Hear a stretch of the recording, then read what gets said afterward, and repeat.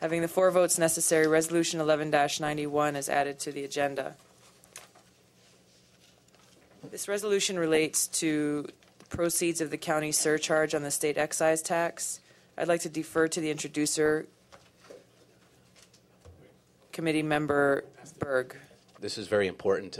Just to let everyone here know that, albeit that the full council will not be able to advance this for final adoption and provide the communication to the state legislature, I do believe that by this committee taking action, we'll have a symbolic and for the very first time be advancing language on the record that since the year 2007,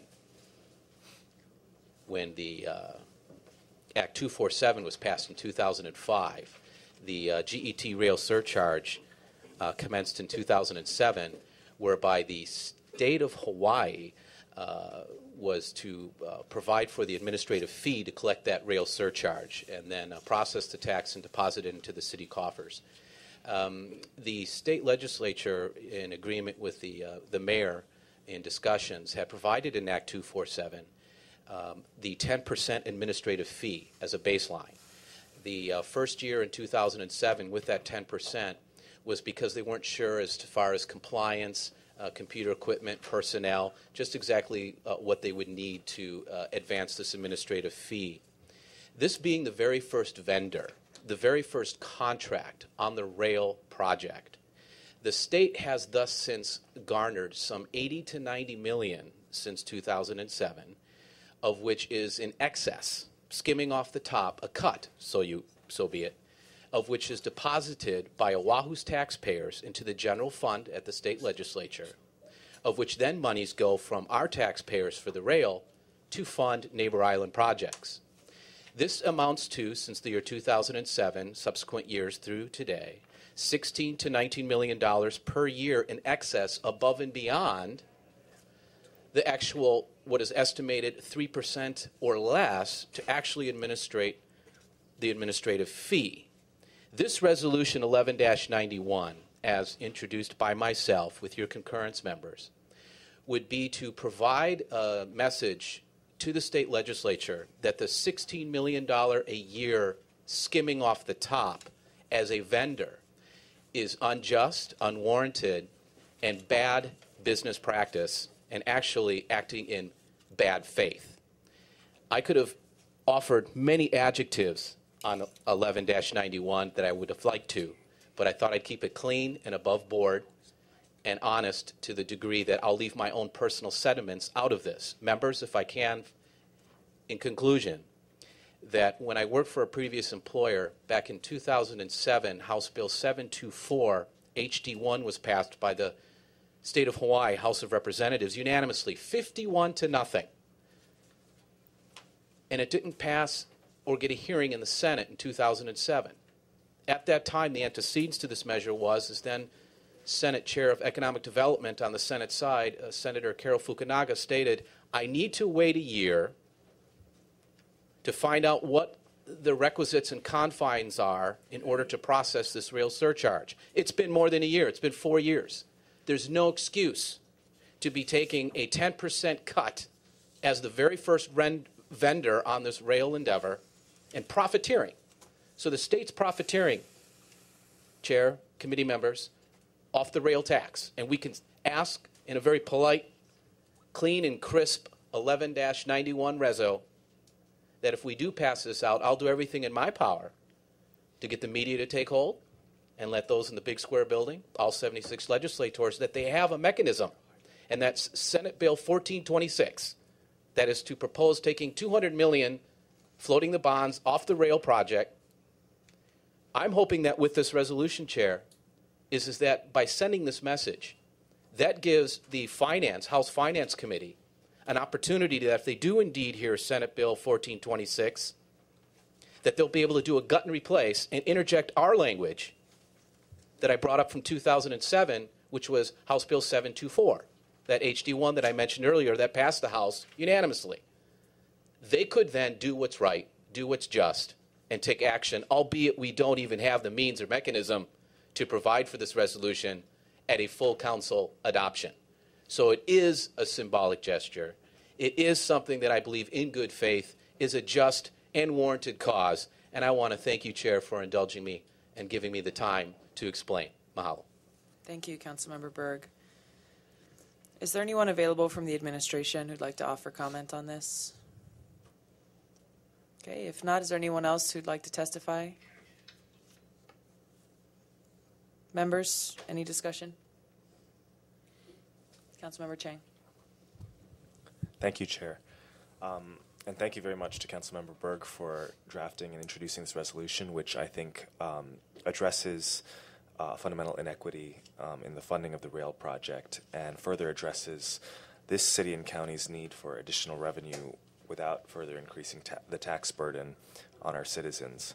I just had one concern about the final whereas paragraph in the resolution, which states that the council further finds that the retention of the 10% of county proceeds is simply a way for the state legislature to deal with the state's financial problems without the legislature assuming the responsibility of raising taxes or cutting government services, or both to do so. And while I certainly would defer to Councilmember Berg's previous experience in the state legislature, I'm not sure that a finding of legislative intent in that respect is something on which I have the sufficient knowledge to pronounce one way or the other. Chair, may I respond to that? I concur with you. That rubbed me wrong. That did. It rubbed me wrong, too. I'd like to strike that. I think that what we're referring to is the TAT. I'll interject that. The transit accommodations tax, hotel room tax, that's always been the discussion. Let's be diplomatic. Let's be cautious. Let's not initiate something we don't have to and draw attention. Well, that's just it. By raising taxes on the state side, it'd be because they took our TAT, right? And so it's very, I applaud you on bringing that up. And so I would concur that if we could do 11-91 CD1, Chair, and take heed to Councilman Chang's, I believe, expertise on this, that by calling this out, it's a little bit over the top because it's self-explanatory. And what I meant to do was allude to the TAT without having to write that in. So I think we don't even have to go there. They're actually two separate monsters, right? Thanks. Any other discussion? Councilmember Martin. Thank you, Chair. I'd like to commend Councilmember Berg for introducing this resolution.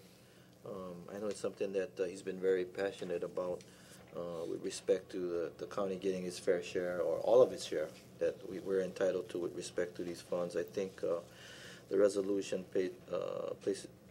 identifies a stark reality in terms of the actual costs that the state has incurred for administering this program, which is very inequitable to the amount of funds that are being retained. So I wanted to congratulate Councilmember Berg for moving this along, and I know he will shadow this the rest of the way in terms of the legislature's actions, and I'm hoping that he'll be able to make some, well, at least convince some legislators to return some of these proceeds back to the county. Thank you, Councilmember Berg. Thank you. Any other discussion? Sure. Yes, Councilmember Anderson. Thank you, Chair. Likewise, we'd like to commend the council member from the 1st District for advancing this resolution. And as my colleague to my right also stated, thank you very much, sir, for your passion as well.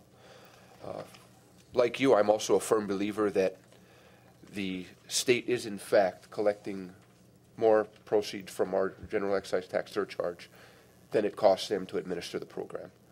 I would agree wholeheartedly that the state is entitled, Madam Chair, to the amount of money necessary for them to collect the surcharge on our behalf, but their collection should end at that particular point. As I said on the council floor in regards to this very issue just a couple of weeks ago, it's my firm belief that we are actually, the city and county of Honolulu and our taxpayers are getting robbed by the state legislature in that regard. And maybe that's a bit too straightforward, but to me there's no other way to put that. We're simply getting robbed, and our taxpayers are getting robbed. And I do believe that it's a fair time that the legislature return the monies that are due Honolulu by collecting as much as they need for the collection and no more. And I'm hopeful that we can find a few folks across the street who will agree with us in that regard. So again, Councilmember Berg, congratulations. Thank you very much for your passion on this. Look forward to working with you. Thank you, Chair. Thank you. Any further discussion? Okay, the chair recommends that the further amended Resolution 11-91 CD1 incorporate the changes recommended by Councilmember Chang, which basically deletes the last whereas clause. Is there any discussion? Objections? Hearing none, Resolution 11-91 is amended to CD1. Chair then recommends that Resolution 11-91 CD1 be reported out for adoption. Any discussion? Objections? Seeing none, so ordered.